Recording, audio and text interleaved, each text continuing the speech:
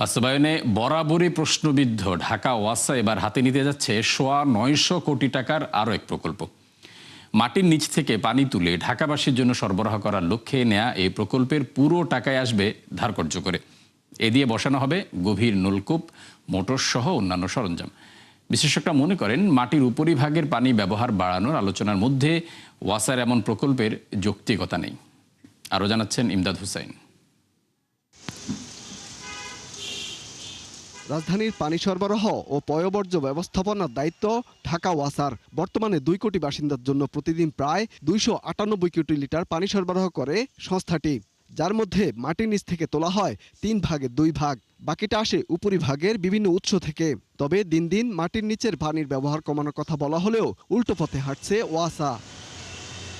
বরং সেই নির্ভরতা বাড়াতে হাতে নেওয়া হচ্ছে ৯০০ কোটি টাকার প্রকল্প, যার পুরো টাকাই আসবে ধার এবং অনুদান হিসেবে।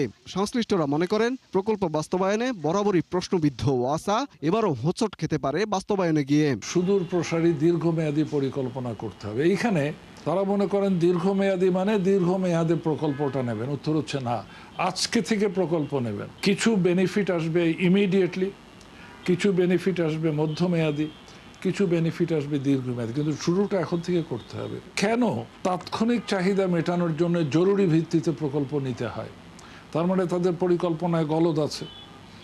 এখন যখনই পানির ক্রাইসিস দেখা দেয়, আমরা আরও ২০০ টিউবওয়েল বসাই দিলাম।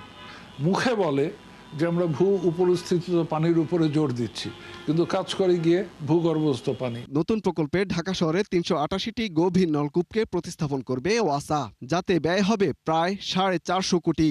আর ৭১ কোটি টাকা ব্যয় করা হবে নতুন ৬২টি গভীর নলকূপ বসাতে। এছাড়া পাম্পের মোটর স্থাপনের পেছনে যাবে আরও ১০০ কোটি।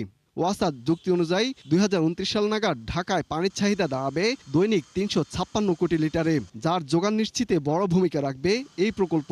যদিও ভিন্ন মত বিশেষজ্ঞদের। বাংলাদেশে আমরা প্রকল্প করতে পছন্দ করি, নতুন নতুন প্রকল্প বানাও, কিন্তু সেই প্রকল্পটা রক্ষণাবেক্ষণ করি না। এর যদি নিয়মিত পর্যবেক্ষণ থাকতো, মনিটরিং থাকতো, ইভ্যালুয়েশন থাকতো, তাহলে বহু পাম্প কিন্তু কাজে লাগানো যেত।